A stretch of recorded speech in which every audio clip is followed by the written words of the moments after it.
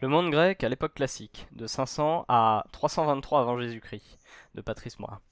Quatrième édition. Introduction.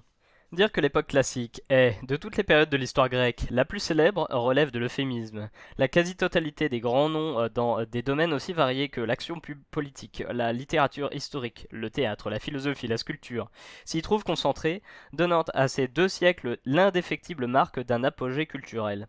Contrairement aux temps archaïques, la documentation est abondante, à l'échelle de l'histoire ancienne s'entend, car une telle affirmation pourrait faire sourire tout spécialiste d'histoire contemporaine. Mais il s'en faut que tous les problèmes posés par nos sources aient été résolus.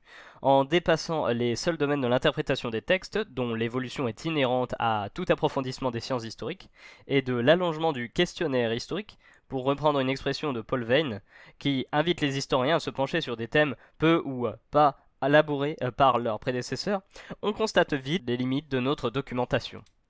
La principale est l'aspect presque exclusivement athénien de nos sources, tant littéraires qu'épigraphiques, même si certains auteurs majeurs parvenus jusqu'à nous ne sont pas athéniens. On pense à Hérodote, Lysias ou Aristote. Tous ont vécu à Athènes et leurs œuvres ont pour centre d'intérêt primordial Athènes. Il s'ensuit que le risque fondamental de toute étude historique de l'ère classique est celui de l'athénocentrisme. Attitude prenant en compte l'histoire de cette seule cité avant d'extrapoler à partir d'elle à l'ensemble de la Grèce. Seulement, en raison de la prégnance des sources, et pour ces 2 siècles, aucune étude historique n'est pour ainsi dire possible sans athénocentrisme, et tout chercheur est tenu de passer par ces fourches codiennes en veillant simplement à considérer Athènes comme un cas digne d'enquête et non point le modèle intangible de la cité grecque. Cela explique en partie le découpage chronologique proposé ici. En accord avec les auteurs du volume sur le monde archaïque, l'année 500 est certes un point de départ commode pour le 5e siècle, mais elle correspond surtout au déclenchement de la révolte de Lyonie, à juste titre considérée comme les prémices des guerres entre Grecs et Perses, qui émaillèrent la première moitié du siècle. Ce point de départ a pour conséquence d'exclure du champ de recherche la question pourtant essentielle de la mise en place des réformes de Clisthène en 508-507. 2 raisons ont précédé à ce choix. La première, d'ordre méthodologique, découle d'une réflexion précédente. Il ne sert pas à grand-chose de regretter le poids de l'athénocentrisme, tout en se coulant sans la moindre gêne dans son moule.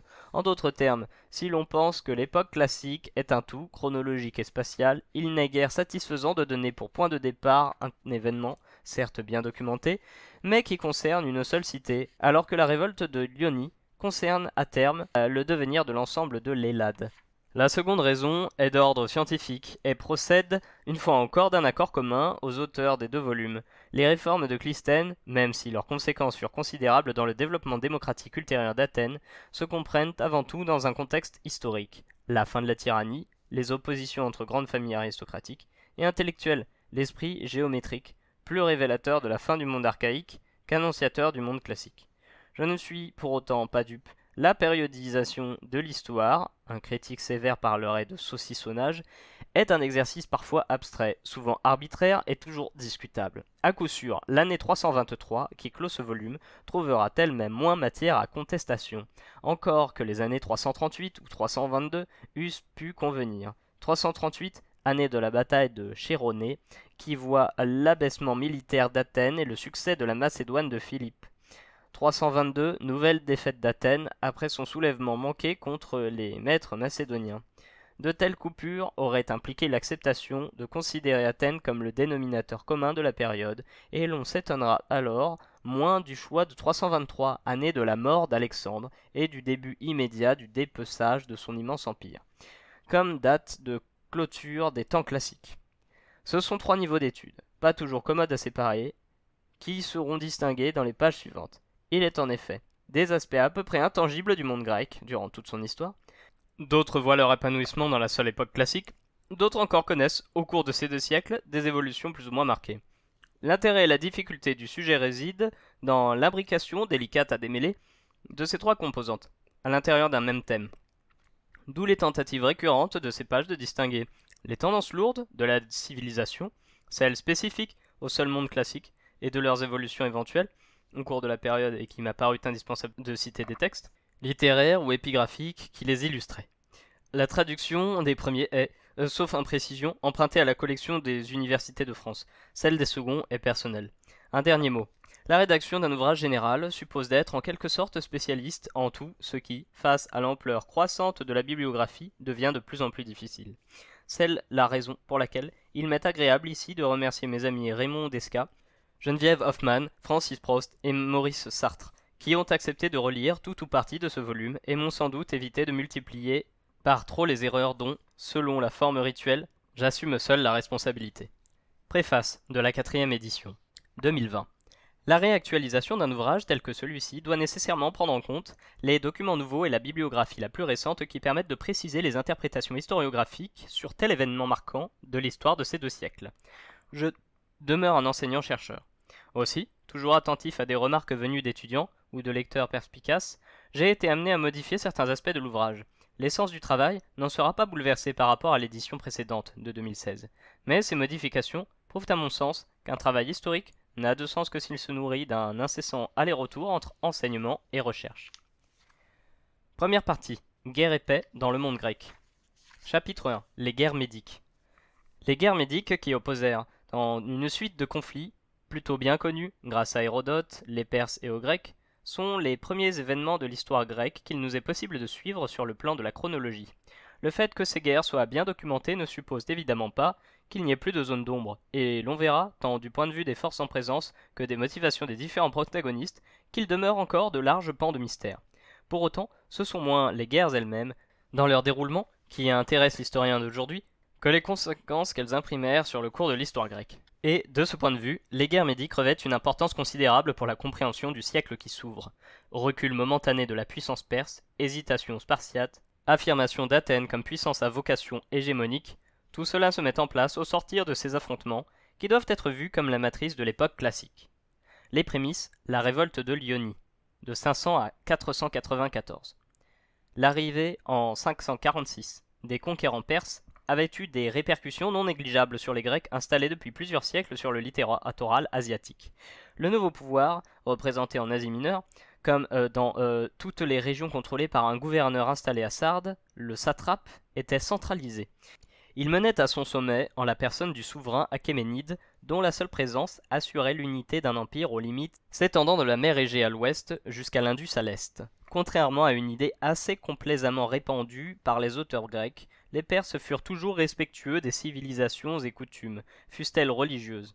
Des populations conquises et des cités grecques, qui avaient vécu jusqu'en 546 sous la domination des rois de Lydie, ne furent pas soumises à un joug de fer.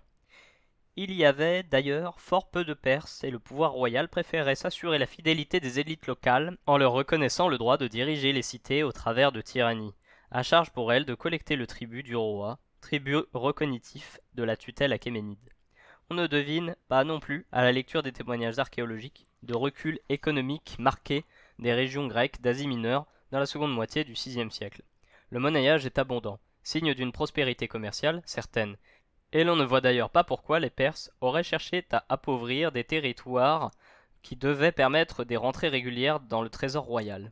Reste néanmoins qu'en 499, une insurrection générale embrasa les cités grecques d'Asie mineure en un mouvement connu sous l'appellation de révolte de l'Ionie, dont il faut bien chercher à comprendre les causes. Notre source essentielle sur la période qui s'ouvre, Hérodote, peut tendre avec les Ioniens. Notons de plus qu'il n'existe pas de source disponible du côté perse, a donné de cette révolte des causes très personnalisées et presque anecdotiques, pourrait-on dire. Les Perses ne s'étaient pas contentés du territoire asiatique. Dans le dernier quart du VIe siècle, le tyran Polycrate de Samos avait été renversé et la plupart des grandes îles grecques de l'Est égéen, de Lesbos à Rhodes, étaient tout à tour passées sous le contrôle du roi Darius. Aux alentours de 500, des aristocrates chassés de l'île de Naxos vinrent demander l'aide du tyran de Milet, Aristagoras, lequel, avec l'autorisation du satrape de Sardes, Artaphernès, accepta l'offre en ayant soin d'amener avec lui contre Naxos une flotte perse. Mais la tentative échoua piteusement, et Aristagoras fut sommé de rembourser les frais engagés. Pris à la gorge, selon les propos d'Hérodote, il se résolut à entrer dans la dissidence. Pour cela, il déposa sa tyrannie à Milet, institua le régime de l'isonomie et convainquit les autres cités grecques d'en faire autant. Il a semblé depuis longtemps difficile aux commentateurs d'Hérodote de suivre l'historien dans sa démonstration, visant à laisser la responsabilité de la révolte et de la répression qui suivit la défaite finale sur un seul homme pour des motifs aussi personnels. Car il n'y avait pas, dans l'argumentation transmise par l'historien d'Halicarnasse, de quoi attirer les cités voisines dans une guerre qui ne les aurait pas concernées. De telles causes contingentes n'auraient jamais pu, si tant est qu'il nous faille suivre Hérodote sur ce point, suffire à soulever les cités grecques d'Ionie dans leur ensemble et sans que l'on puisse en avoir confirmation. L'historien d'aujourd'hui est obligé de conclure qu'il y avait alors en Asie mineure une vraie quête vers plus d'autonomie interne. Les tyrannies paraissaient alors surannées. Conscient de la différence de puissance entre les insurgés et les forces mobilisables par le roi, Aristagoras vint chercher en Europe l'appui des autres Grecs. Il échoua à convaincre les Spartiates, peu enclins, les événements futurs le confirmeront, à des expéditions lointaines, et n'obtint de l'aide que d'Érétrie, pour 5 vaisseaux, et Athènes pour 20. L'on a parfois coutume de faire la moue devant ce soutien prétendument mesuré des Athéniens, mais une flotte de 20 navires représentait déjà 4000 hommes, et il ne faut pas comparer la force de la marine athénienne en 499 avec ce qu'elle allait devenir durant la décennie suivante. Pour expliquer ce soutien affiché d'Athènes, il faut savoir qu'à Sardes, l'ancien tyran Hippias avait trouvé en Artaphernes une oreille attentive. On conviendra néanmoins que la démarche d'Aristagoras se soldait par un échec manifeste, preuve que le pan-hellénisme n'était guère encore dans les esprits. De plus, ce maigre renfort ne fut pas d'une grande utilité aux révoltés. Lorsqu'en 498 les contingents européens retrouvèrent les insurgés à Éphèse, ils marchèrent avec eux sur Sardes, la capitale satrapique, y mirent le feu, puis se replièrent précipitamment devant une contre-offensive perse. L'action militaire athénienne se limita à ce fait d'armes peu glorieux, et les trières repartirent vers l'Attique, laissant les Ioniens seuls face à leurs ennemis. La lenteur des préparatifs perses et l'extension de la révolte aux régions septentrionales et méridionales de l'Asie mineure littorale firent que les Ioniens eurent quelques répits. Mais dès 497, ils étaient sur la défensive. Aristagoras partit vers la Thrace pour tenter de soulever une autre partie de l'Empire. Mais il mourut très vite. Darius envoya Amylais, le beau-père d'Aristagoras, sans doute l'un des conspirateurs initiaux, pour tenter de trouver des solutions politiques à ce conflit. Mais il quitta lui aussi Milet et les Ioniens. Laissés eux-mêmes, furent écrasés dans un combat naval à Ladée en 494. Milet fut prise dans la foulée. Ses remparts furent détruits. Darius, toutefois, peu désireux de voir l'une de ses satrapies exsangues et incapable de payer le tribut, ne détruisit pas l'Ionie. Au contraire, il semble bien que les régimes tyranniques, peut-être à l'origine du soulèvement, furent remplacés par des régimes de plus grande autonomie civique. Les expéditions perses de 492 à 490. Ce que l'on appelle communément et assez maladroitement la première guerre médique correspond en réalité à une nouvelle offensive de grande ampleur de la part des Perses, ou plus exactement à la liquidation de la révolte de l'Ionie, et cela en plusieurs étapes, dont il faut démêler les fils complexes des causes. Grosso modo, 3 causes ont été proposées pour expliquer cette poussée perse, qui ne s'exclut pas. La première, avancée dès l'Antiquité du côté athénien, voudrait que l'attaque perse eût été la vengeance à moyen terme des Perses pour l'incendie de Sardes. S'il est commode de souligner que les Athéniens avaient tout intérêt, après la victoire, à faire d'eux le but réel de cette offensive, la destruction d'Érétrie, qui avait aidé les Ioniens en 498, montre que l'on ne peut pas évacuer entièrement cette thèse. Les modernes ont aussi avancé l'idée que les Perses seraient soumis à une sorte d'expansionnisme théocratique dicté par leur dieu Ahura Mazda, dont la volonté était de régner sur l'ensemble de la terre habitée. Mais on pourrait privilégier tout simplement la carte des nécessités militaires. La révolte de l'Ionie avait montré aux Perses que l'Asie mineure grecque pouvait disposer par-delà la mer Égée de réseaux de soutien qui, même s'ils ne s'étaient pas montrés très actifs en 498-494, n'en avaient pour autant pas été négligeables. C'est sans doute dans cet esprit qu'il faut comprendre l'expédition de Mardonios en 492 sur le littoral septentrional de la mer Égée, qui s'empara des cités grecques de Thrace et reçut la soumission de la Macédoine. L'année suivante, les héros vinrent en Grèce continentale et insulaire exiger la terre et l'eau, c'est-à-dire l'allégeance au roi. Selon Hérodote, seuls les Athéniens et les Spartiates refusèrent, anachronisme probable. Au printemps 490, une flotte perse, commandée par l'amiral Datis, établit des régimes pro-perses dans l'ensemble des îles de l'Égée, sans violence particulière, et fit preuve d'une révérence calculée à Délos. Mais Érétrie fut, comme on l'a vu, détruite et sa population déportée. De l'Eubée à l'Attique, il n'y a qu'un pas, La situation dans la cité est assez difficile à cerner dans les années immédiatement antérieures à 490. En effet, plusieurs événements que l'on a parfois du mal à relier sont connus de nos sources. Le premier est le retour à Athènes de Miltiade, chassé de ses terres de Thrace par la reconquête perse. Miltiade, dont le père Simon avait été exécuté par les fils de Pisistrate. Il y avait là le ferment d'une volonté de résistance acharnée à la Perse et à l'ancienne tyrannie. En même temps, l'archonte élu l'année 493, Thémistocle engagea les fortifications du Pirée. Pourtant, la même année, une étrange condamnation frappe le poète tragique Phrynikos, accusé d'avoir fait pleurer les Athéniens dans sa pièce, la prise de Milet.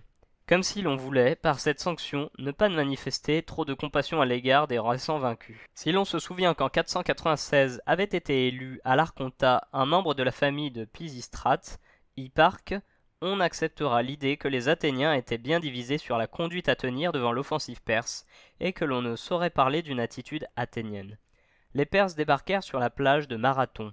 Dans les navires perses se trouvait l'ancien tyran Hippias, chassé depuis presque 20 ans, et dont on devine qu'en cas de succès, il aurait été mis à la tête de la cité par les Perses.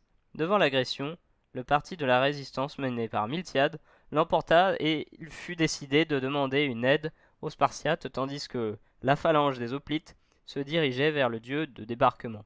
Mais le secours de Sparte ne vint pas, les citoyens ne pouvant prendre les armes en période de fête religieuse comme c'était alors le cas. L'attente dura 9 jours, durant lesquels les Athéniens, renforcés des seuls 1000 Platéens voisins, attendirent en vain le contingent spartiate, tandis que Datis espérait en un affaiblissement de la résistance athénienne. Le stratège Miltiade profita de l'embarquement des troupes perses, sans doute désireuses d'emporter la décision en assiégeant la ville même d'Athènes, pour attaquer et repousser à la mer avec force les Perses. Puis, après le succès, il fit diriger l'armée athénienne vers la ville pour empêcher un débarquement des Perses, ville dans laquelle, dit-on, des soutiens agissaient en sous-main. Devant l'arrivée prompte de l'armée athénienne, Datis n'insista pas et fit voile vers l'Asie. Marathon ne fut pas une grande bataille. Les pertes athéniennes ne s'élevèrent qu'à 192 hommes. Le chiffre peut être tenu pour sûr, et celles des Perses se montrèrent, nous dit Hérodote, à 6400, ce qui est tout de même élevé. Du côté perse, même si l'expédition s'achevait par un fiasco, celui-ci ne remettait pas en cause le succès d'ensemble d'une opération qui avait vu par le contrôle des îles de la mer Égée la création d'une zone tampon isolant l'Asie mineure des tentatives grecques. Épiphénomène du côté perse, la bataille de Marathon eut à Athènes un retentissement considérable, dont l'écho se prolongea tout au long du siècle et même au-delà. En priorité, la victoire consolidait les institutions nées de la réforme clisténienne, trop récente encore pour être inscrite à la mémoire commune des Athéniens. Les stratèges, notamment, prenaient le pas sur l'archonte Polémarque, dont la charge allait bientôt être tirée au sort, perdant par là même son pouvoir réel. Elle assurait aussi la gloire d'une cité en plein épanouissement, qui s'était battue, pour ainsi dire, seule contre un ennemi réputé jusqu'alors invincible, et elle sut faire fructifier par la suite ce capital. Une véritable mémoire de Marathon se créa progressivement, plaçant ce combat au rang de la guerre mythique menée par Thésée contre les Amazones et faisant des combattants l'exemple achevé du citoyen soldat, courageux, dur au mal, ce que, dans les années 420, Aristophane désigna sous le nom de Marathonomaque. Les discours officiels tout au long de l'histoire de la cité se réfèrent à eux. Figure 1, le mémorial de Callimachos. Sur le livre figure une statue de style grec classique, surmontant une colonne, elle aussi de style grec classique. Sur l'acropole, une colonne de style ionique, surmontée d'une niquée, fut érigée à la gloire du Polémarque, qui commandait l'armée à Marathon, Callimachos, avec cette inscription. Callimachos, du Dème Aphidna, m'a consacré à Athéna, messagère des immortels, qui demeure sur l'Olympe. Polémarque, des Athéniens dans le combat, Agon, de Marathon. Impérialisme et démocratie numéro 1. Pour la source. Des stèles mentionnant, par tribu, les Athéniens morts durant la bataille, furent érigées sur le lieu même. Ces stèles furent prises et emportées au second siècle de notre ère par le rhéteur Hérodote Atticus vers sa demeure dans le Péloponnèse, et tout récemment, l'une d'entre elles a été mise au jour. L'inscription suivante y était gravée. Tribu Érectéis. La renommée ainsi que la lumière parvient toujours aux confins de la terre, fera connaître la valeur de ces hommes qui sont morts en combattant le Médès, et ont couronné Athènes en combattant peu nombreux une multitude. Supplementum Graphicum Graecum, 56 2006 430, pour la source. Si l'on ajoute les offrandes que les Athéniens déposèrent dans les grands sanctuaires de Delphes et d'Olympie, dont l'épigraphie porte encore la trace, on mesure l'impact psychologique de cette bataille et on comprend que la cité eut de suite l'intention de faire connaître son succès à la Grèce entière.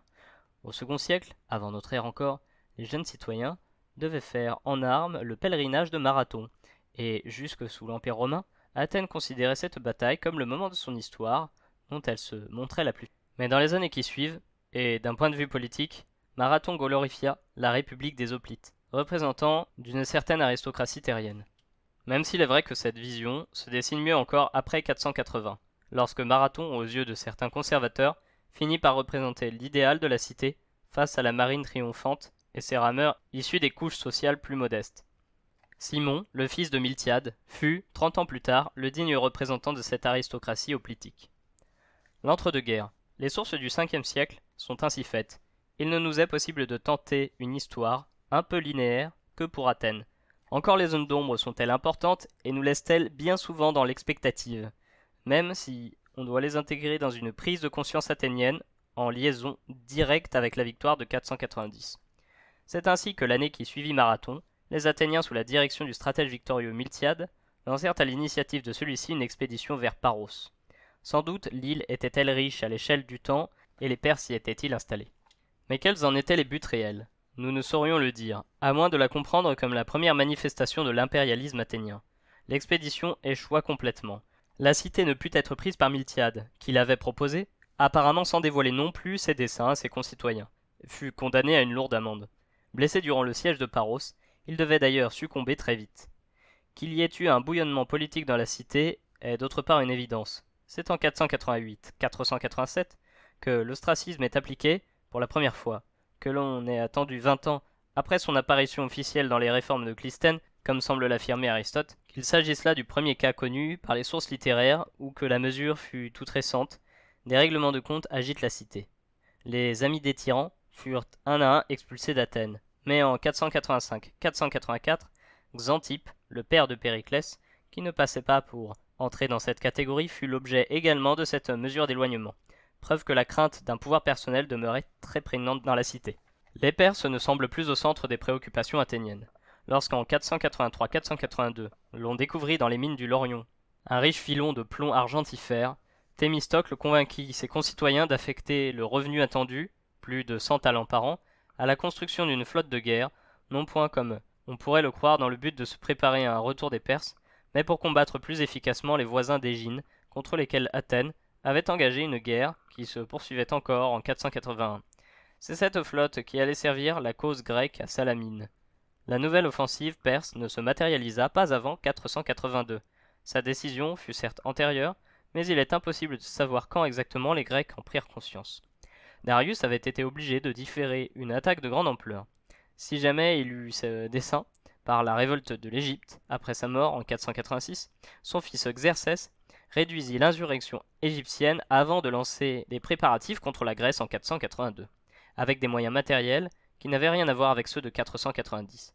Il est cependant à peu près impossible d'estimer l'effectif global de cette armée, les Grecs ayant tout naturellement eu intérêt à l'exagérer pour mieux faire ressortir leurs propres mérites.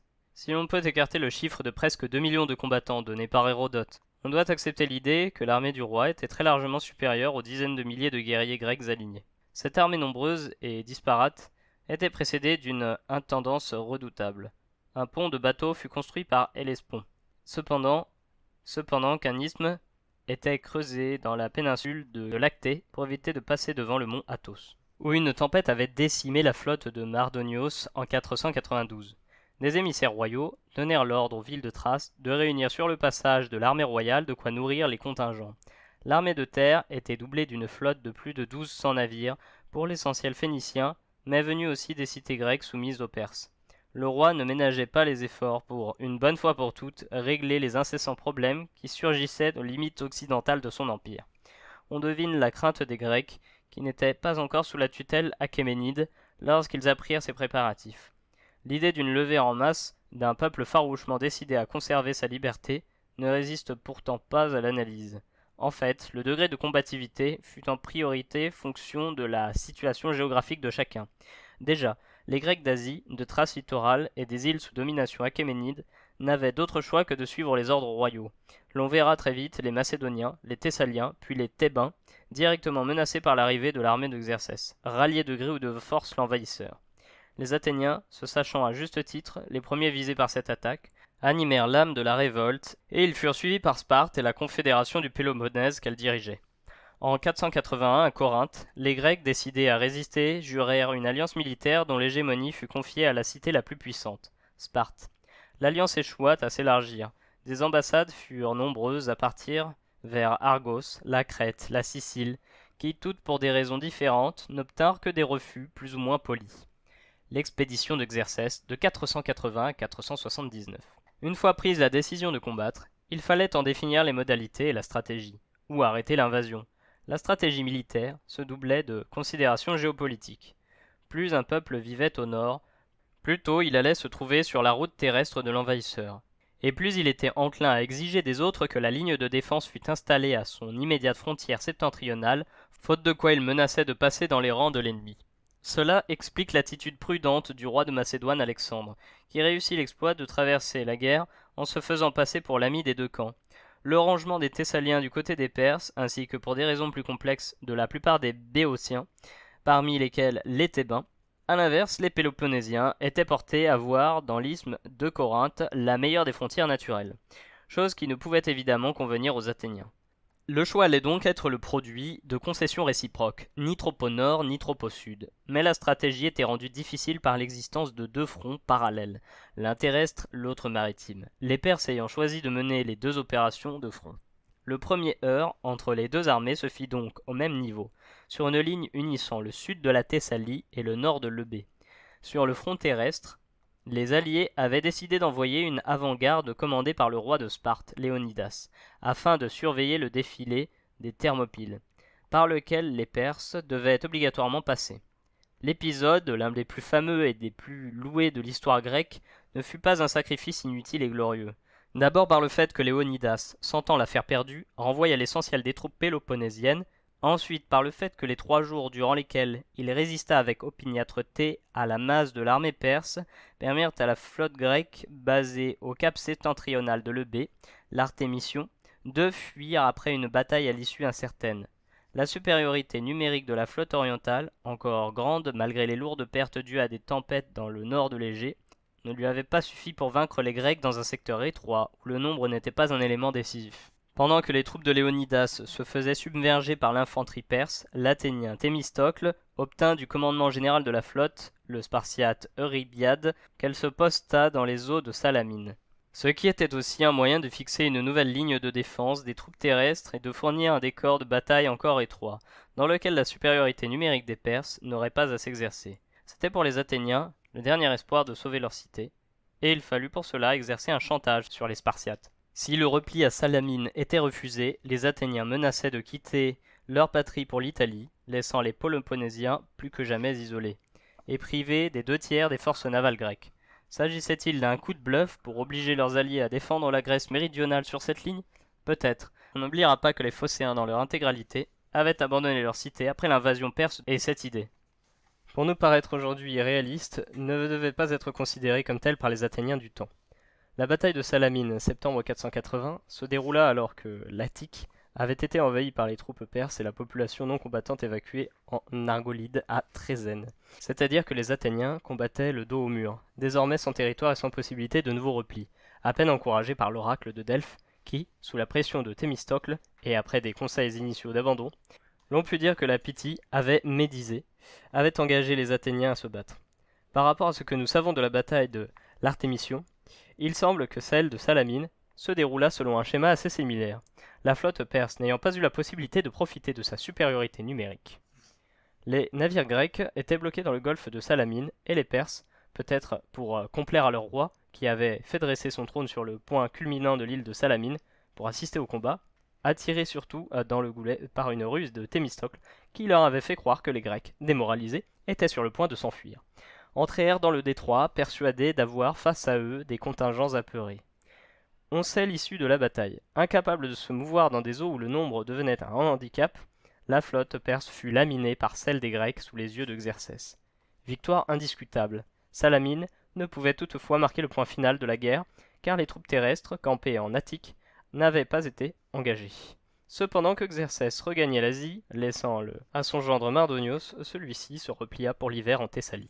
Il chercha alors, par l'entremise d'Alexandre de Macédoine, à s'attirer les bonnes grâces des Athéniens, et leur proposa d'entrer, sous des conditions attractives, dans l'alliance perse. Cette proposition incita les Spartiates à promettre aux Athéniens que les troupes péloponnésiennes se porteraient au nord de l'Attique pour la protéger. Au printemps 479, devant le refus athénien, Mardonios envahit à nouveau l'Attique que les Athéniens avaient regagnée, et ce fut sans doute à cette occasion que les destructions les plus importantes eurent lieu. Pourtant, les Spartiates hésitaient toujours à envoyer des renforts au nord de l'isthme de Corinthe qu'ils étaient en train de fortifier, et il fallut un nouveau chantage des Athéniens, qui menacèrent d'accepter les propositions de Mardonios pour inciter enfin les Spartiates à faire avancer leur contingent vers la Boétie. Hérodote livre les effectifs de chaque camp. 40 000 hoplites du côté des alliés commandés par le régent de Sparte, Pausanias, chiffre que l'on doit multiplier par 2 ou 3 en intégrant les fantassins légèrement armés. Plus de 300 000 combattants du côté perse, en comptant les Grecs qui avaient médisé, qu'ils fussent anciennement soumis à la couronne achéménide ou alliés plus récents comme les Thébains. Les deux armées se retrouvèrent sur le territoire de Platée, aux frontières de l'Attique, et la victoire grecque semble due à la supériorité des hoplites sur des troupes barbares bien plus disparates et moins bien organisées. Pendant que les restes de l'armée perse, privés de leur général Mardonios tué au combat, regagnaient en catastrophe l'Asie, une flotte grecque forte de plus de 200 trières, commandée par le Spartiate Léotychidas, fut dépêchée pour répondre à l'appel des grandes îles de l'Est égéen, et notamment de Samos, qui, devant les difficultés perses en Grèce, cherchait à se soulever contre la domination étrangère. La tradition veut que ce fut le jour même où les Grecs écrasaient les Perses à Platée que la flotte détruisit son adversaire perse sur la grève du cap Mycale. Synchronisme de pure invention, car il est plus que probable que les navires grecs ne quittèrent les eaux d'Égine, où ils étaient rassemblés qu'une fois la victoire de Platée connue. On était là dans une situation que peu avaient envisagée. Que faire à présent? Selon Hérodote, les Spartiates, dont on n'oubliera pas que l'hégémonie militaire s'étendait aussi sur la mer, tenaient pour impossible de maintenir les Ioniens hors de la domination perse, malgré leurs adversaires à la révolte. C'est que, de toute leur histoire, ils ne s'étaient jamais éloignés à ce point du Péloponnèse, et l'on verra plus loin la contradiction permanente de la cité coincée entre son statut d'hégémon du monde grec, qui lui impose de mener les opérations communes, et sa structure sociale complexe, qui nécessite une surveillance de tous les instants dans le Péloponnèse. De tels blocages ne touchaient pas les Athéniens, et la flotte menée par le stratège Xanthippe s'en alla de Samos s'emparer de la cité de Stétos, en Chersonèse de Thrace, et en chasser la garnison perse, la dernière à demeurer en Europe. Une telle opération, si elle s'intégrait bien sûr dans une politique anti-perse à laquelle personne ne pouvait trouver à redire, est aussi le premier acte proprement athénien car le contrôle du détroit de l'Hellespont avait été dès le VIe siècle dans les visées des Athéniens. C'est sur cet épisode, moins le dernier des guerres médiques, que le premier d'une politique hégémonique athénienne, qu'Hérodote termine son récit.